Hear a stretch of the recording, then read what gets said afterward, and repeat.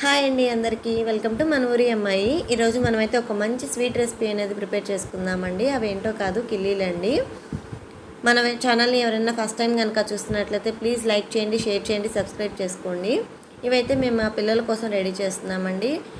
మేము స్నాక్స్ పిల్లలకి బయట కొనేదానికన్నా కూడా ఎక్కువగా ఇంట్లోనే ప్రిపేర్ చేసి పెడుతుంటామండి. మనం ఇంట్లో చేసిన పిల్లలకి ఎంతో హెల్దీ అండి.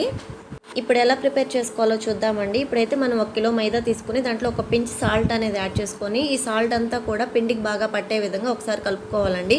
ఇలా కలుపుకున్న తర్వాత ఒక 100 గ్రామ్స్ దాకా వెన్న అనేది యాడ్ చేసుకొని పిండి అంతా బాగా కలుపుకోవాలండి. అంటే ఈ వెన్న అంతా కూడా పిండికి బాగా పట్టాలండి. ఈ పిండిలో వెన్న బదులు మనము డాల్డా కూడా యూస్ చేయొచ్చండి. ఈ డాల్డా అంత మంచిది కాదు కాబట్టి మనం వెన్న అనేది యూస్ చేసుకుంటే టేస్ట్ ఇంకా చాలా బాగుంటుందండి. ఈ విధంగా మనం పిండిని బాగా కలుపుకున్న తర్వాత కొంచెం వాటర్ అనేది యాడ్ చేసుకుంటూ పిండిని బాగా సాఫ్ట్గా కలుపుకోవాలండి. ఇక్కడ ఒక చిన్న టిప్ అండి.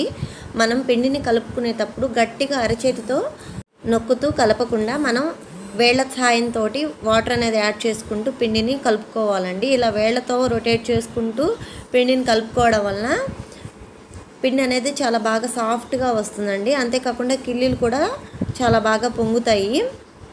పిండి అనేది ఎంత సాఫ్ట్గా ఉంటే కిల్లీలు అనేవి అంత బాగా వస్తాయండి. ఇప్పుడైతే మన పిండిని రెడీ చేసుకున్న తర్వాత ఒక ½ అవర్ అనేది నానపెట్టుకోవాలండి. అయితే మనము కిల్లీలోకి పాకం అనేది ప్రిపేర్ చేసుకుందామండి. ఈ పాకం ఎలాగంటే 1 కేజీ పిండి తీసుకున్నాం కాబట్టి 1 కేజీ చక్కెర అయితే సరిపోతుందండి. ఈ చక్కెర మునిగేంత వరకు కూడా వాటర్ అనేది యాడ్ చేసుకొని మనము బాగా మరిగించుకోవాలండి. పాకం అనేది పట్టుకోవాలి.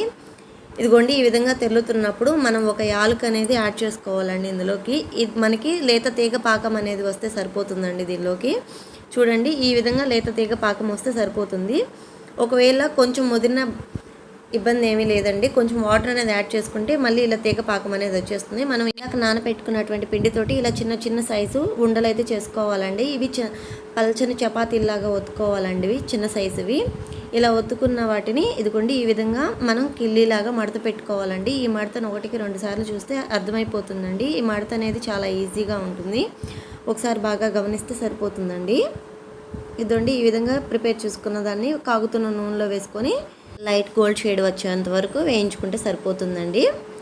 వీటిని సిమ్లో పెట్టి చేయకూడదండి. సిమ్లో పెడితే కిల్లీలు అనేవి బాగా పొంగవండి.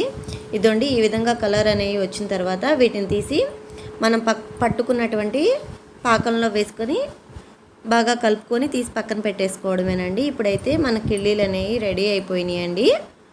ఈ వీడియో కనుక మీకు నచ్చినట్లయితే ప్లీజ్ లైక్ చేయండి, షేర్ చేయండి, సబ్స్క్రైబ్ చేసుకోండి. థ్యాంక్ యూ ఫర్ వాచింగ్ అండి.